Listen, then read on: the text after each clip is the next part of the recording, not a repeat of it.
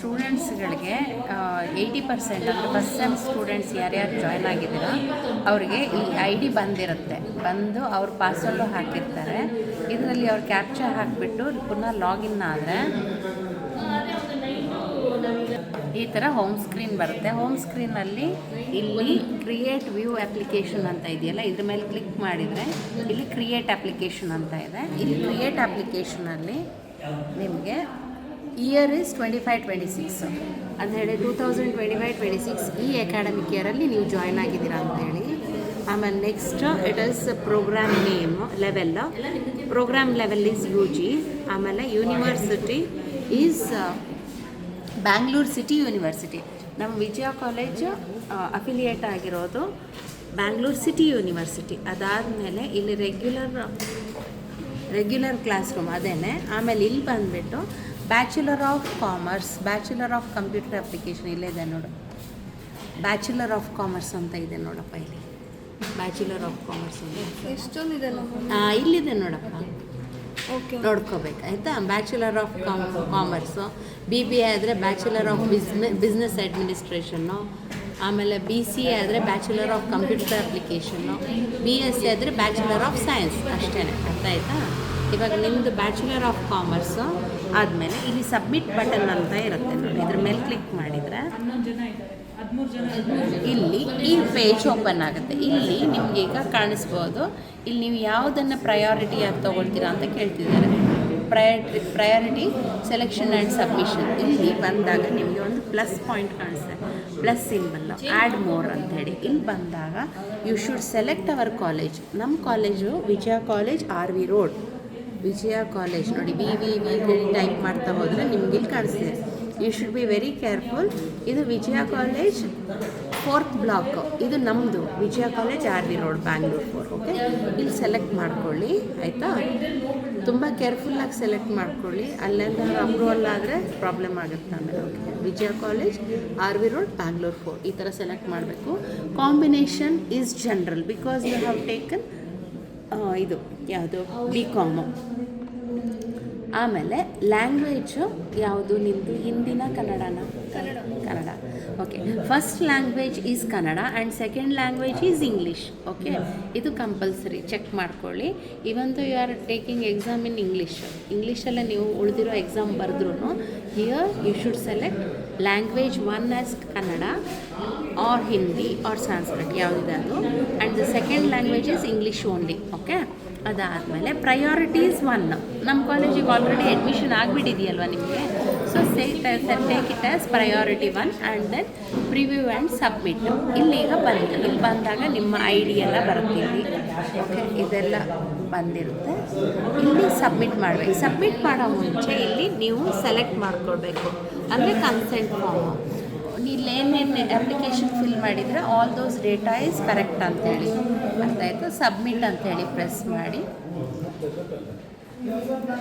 ಇಲ್ಲಿ ಸಬ್ಮಿಟ್ ಮಾಡಿದರೆ ನಮ್ಮ ಕಾಲೇಜ್ ಲಾಗಿನಲ್ಲಿ ನಿಮ್ಮದಿದ್ದು ರಿಫ್ಲೆಕ್ಟ್ ಆಗುತ್ತೆ. ಓಕೆ, ನಿಮ್ಮ ಈ ಇದೇನಿದೆ ಪ್ರೊಫೈಲು ನಮ್ಮ ಕಾಲೇಜಿಗೆ ಬರುತ್ತೆ.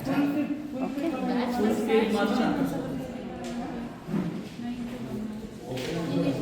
ನೋಡಿ ಈ ಥರ ತೋರಿಸ್ತದೆ. ಅಪ್ಲಿಕೇಶನ್ ಸಬ್ಮಿಟೆಡ್ ಸಕ್ಸಸ್ಫುಲಿ ಅಂತ ತೋರಿಸ್ತದೆ. Say okay. Okay, students document ಎಲ್ಲ ವೆರಿಫೈ ಆದಮೇಲೆ ನಿಮಗೊಂದು ಮೆಸೇಜ್ ಬರುತ್ತೆ, ಮೇಲು ಬರುತ್ತೆ ಪ್ಲಸ್ ಮೆಸೇಜು ಬರುತ್ತೆ. ನೀವು ಕೊಟ್ಟಿರೋ ಮೇಲ್ IDಗೆ student number is a primary number, second number ತಂದೆದು, ಥರ್ಡ್ ನಂಬರು ತಾಯಿದು ಕೊಡಲೇಬೇಕು. ಈ ಥರ 3 ವೇರಿಯೇಷನ್ ಇರುತ್ತೆ. ತಂದೆ ತಾಯಿ ನಂಬರ್ ಇದ್ದರೆ ದಯವಿಟ್ಟು ಪ್ರೊವೈಡ್ ಮಾಡಿ. ಅದಾದಮೇಲೆ ಇಲ್ಲಿ ಎಕ್ಸಿಸ್ಟಿಂಗ್ ಅಪ್ಲಿಕೇಶನ್ ಡೀಟೇಲ್ಸ್ ಅಂತ ಕಾಣಿಸ್ತಾ ಇದೆ, ವ್ಯೂ ಎಕ್ಸಿಸ್ಟಿಂಗ್ ಅಪ್ಲಿಕೇಶನ್ ಡೀಟೇಲ್ಸ್. ಇದ್ರ ಮೇಲೆ ಹೋಮ್ ಪೇಜಲ್ಲಿ ನಿಮ್ಮ ಲಾಗಿನ್ ಆದರೆ ಇಲ್ಲಿ ಕ್ಲಿಕ್ ಮಾಡಿದರೆ ನಿಮಗೆ ಈ ಥರ ಒಂದು ಇದು ಡೇಟಾ ಕಾಣಿಸ್ತಾ ಇದೆ ಅಲ್ವಾ. ಇಲ್ಲಿ ಬನ್ನಿ, ಇಲ್ಲಿ ವ್ಯೂ ಅಂತ ಹೇಳಿ ಕ್ಲಿಕ್ ಮಾಡಿ. ವ್ಯೂ ಹೇಳಿ ಕ್ಲಿಕ್ ಮಾಡಿದರೆ ಸ್ವಲ್ಪ ಹೊತ್ತಲ್ಲೇ ಇಲ್ಲಿ ಕೆಳಗಡೆ ಸ್ಕ್ರೋಲ್ ಡೌನ್ ಮಾಡಿದರೆ ನಿಮ್ಗೆ ಇಲ್ಲಿ ಡೀಟೇಲ್ಸ್ ಕಾಣಿಸ್ತದೆ. ನೀವೇನೇನು ಮಾಡಿ ಹಾಕಿದ್ದೀರಾ ಇಲ್ಲಿ ಅಪ್ಲಿಕೇಶನಲ್ಲಿ ಬರುತ್ತೆ.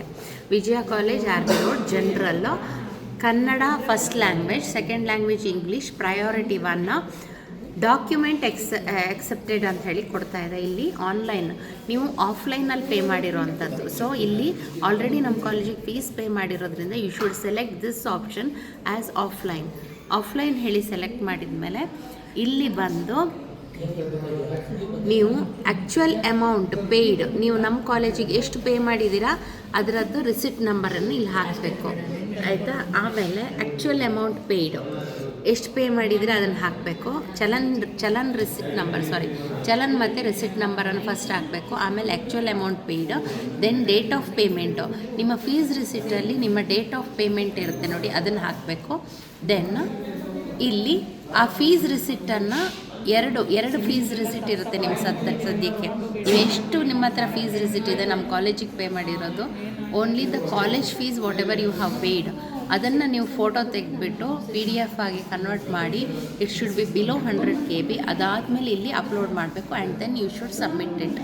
ಈ ಥರ ಸಬ್ಮಿಟ್ ಮಾಡಿದ ಮೇಲೆ ನಮ್ಮ ಹತ್ರ ಇದು ಈ ಫೈಲ್ ಬರುತ್ತೆ. ಈ ಫೈಲ್ ಬಂದಮೇಲೆ ನಾವು ಎಕ್ಸೆಪ್ಟ್ ಮಾಡ್ತೀವಿ. ಇಷ್ಟಾದಮೇಲೆ ನಿಮ್ಮದು ಅಡ್ಮಿಷನ್ ಪ್ರಾಸೆಸ್ ಕಂಪ್ಲೀಟ್ ಆಗುತ್ತೆ. ಇವಾಗ ಈ ಹುಡುಗಿ ಪೇಮೆಂಟ್ ಮಾಡಿದ್ದಾಳೆ. ಸೊ ಈ ಥರದ್ದು ಫೀಸ್ ರಿಸಿಟ್ಸ್ 2 ಇರುತ್ತೆ ಅಲ್ವಾ. ಸೊ ಈ ಥರದ ಫೀಸ್ ರಿಸಿಟನ್ನು ಕಂಪ್ರೆಸ್ ಮಾಡಿಬಿಟ್ಟು it should be below 100 KB ಅದನ್ನು ಅಪ್ಲೋಡ್ ಮಾಡಬೇಕು. ಇಲ್ಲಿ ರೆಡ್ ಕಲರಲ್ಲಿ ಏನು ಮೆನ್ಷನ್ ಆಗಿರುತ್ತಲ್ವ, ಇದನ್ನು ಆ್ಯಕ್ಚುಲಿ ಫೀಸ್ ರಿಸಿಟ್ ನಂಬರ್ ಆಗಿರುತ್ತೆ ಅಥವಾ ಚಲನ್ ನಂಬರ್ ಆಗಿರುತ್ತೆ. ಇದನ್ನು ನೀವಲ್ಲಿ ಸ್ಟೂಡೆಂಟ್ಸ್ ಇದು ಫೀಸ್ ರಿಸಿಟ್ ಅಪ್ಲೋಡ್ ಮಾಡಬೇಕಾದ್ರೆ ಹಾಕಬೇಕಾಗುತ್ತೆ. ಡೇಟ್ ಇಲ್ಲಿದೆ ನೋಡಿ, ಈ ಡೇಟ್ ನಿಮ್ಮ ಡೇಟ್, ನೀವು ಯಾವ ಡೇಟಲ್ಲಿ ಪೇಮೆಂಟ್ ಮಾಡಿದ್ದೀರಾ, ನಿಮ್ಮ ಫೀಸ್ ರಿಸಿಟ್ ನಂಬರ್ ಏನು ಅದನ್ನೇ ಮೆನ್ಷನ್ ಮಾಡಬೇಕು. ಇಲ್ಲಿ ಚಲನ್ ನಂಬರು, ನಿಮ್ಮ ಫೀಸ್ ರಿಸಿಟಲ್ಲಿ ಏನು ಚಲನ್ ನಂಬರ್ ಇರುತ್ತೆ ಅದನ್ನು ಹಾಕಬೇಕು. ಆಮೇಲೆ ದೆನ್ ರೆಡ್ ಕಲರಲ್ಲಿ ಮೆನ್ಷನ್ ಆಗಿರುತ್ತಲ್ಲ ಅದು ಚಲನ್ ನಂಬರ್ ಆಗಿರುತ್ತೆ. ಆಮೇಲೆ ಆ್ಯಕ್ಚುಯಲ್ ಅಮೌಂಟ್ ಪೇಯ್ಡ್, ನಮ್ಮ ಕಾಲೇಜಿಗೆ ಎಷ್ಟು ಪೇ ಮಾಡಿದ್ದೀರಾ ಅದನ್ನು ಹಾಕಬೇಕು. ಆಮೇಲೆ ಪೇಮೆಂಟ್ ಡೇಟ್, ಯಾವ ಡೇಟಲ್ಲಿ ಪೇಮೆಂಟ್ ಮಾಡಿದ್ದೀರಾ ಅದನ್ನು ಹಾಕಬೇಕು. ಅಪ್ಲೋಡ್, ಆಮೇಲೆ ಅಪ್ಲೋಡ್ ಚಲನ್ ಅಂತ ಹೇಳಿದ್ರೆ ನಮ್ಮ ಕಾಲೇಜಿಗೆ ಫೀಸ್ ಪೇ ಮಾಡಿದ್ದಕ್ಕೆ ಫೀಸ್ ರಿಸಿಟ್ ಕೊಟ್ಟಿರ್ತಾರಲ್ಲ ಅದನ್ನು PDF ಮಾಡಿ ಇಲ್ಲಿ it should be below 100 KB ಅದನ್ನು ಅಪ್ಲೋಡ್ ಮಾಡಬೇಕು. ಓಕೆ, ಆಮೇಲೆ ಇಲ್ಲಿ ಓಕೆ ಅಂತ ಹೇಳಿದ್ರೆ ನಮ್ಮ ಕಾಲೇಜ್ ಲಾಗಿನಿಗೆ ಬರುತ್ತೆ. ನಾವು ಅಪ್ರೂವ್ ಮಾಡಿದ್ಮೇಲೆ ನಿಮಗೊಂದು ರಿಜಿಸ್ಟರ್ ನಂಬರ್ ಬಂದುಬಿಡುತ್ತೆ, U18HW ಅನ್ನೋಂಥದ್ದು. ಅದೇ ನಿಮ್ಮ ರಿಜಿಸ್ಟರ್ ನಂಬರ್ ಆಗಿರುತ್ತೆ. ಇಷ್ಟೇ ನೀವು ತುಂಬ ಕೇರ್ಫುಲ್ಲಾಗಿ ನೋಡಬೇಕಾಗಿರೋದು, ನಿಮ್ಮ ಹೆಸರು, ನಿಮ್ಮ ತಂದೆ ಹೆಸರು, ನಿಮ್ಮ ತಾಯಿ ಹೆಸರು, ಇದು it should be as per SSLC marks card only. ಅರ್ಥ ಆಯ್ತಾ? ಅಕಸ್ಮಾತ್ ಆಧಾರ್ ಕಾರ್ಡಲ್ಲಿ ಏನಾದರೂ ಮಿಸ್ ಮ್ಯಾಚ್ ಇದ್ದರೆ, ನಿಮ್ಮ SSLC ಮಾರ್ಕ್ಸ್ ಕಾರ್ಡ್ ಪ್ರಕಾರನೇ ಆಧಾರ್ ಕಾರ್ಡಲ್ಲಿ ಹೆಸರಿಲ್ಲ ಅಂದರೆ ಅದನ್ನು ಇಮಿಡಿಯೇಟಾಗಿ ಚೇಂಜ್ ಮಾಡಿಸ್ಕೊಳ್ಳಿ, ಕರೆಕ್ಷನ್ ಹಾಕ್ಸ್ಕೊಳ್ಳಿ.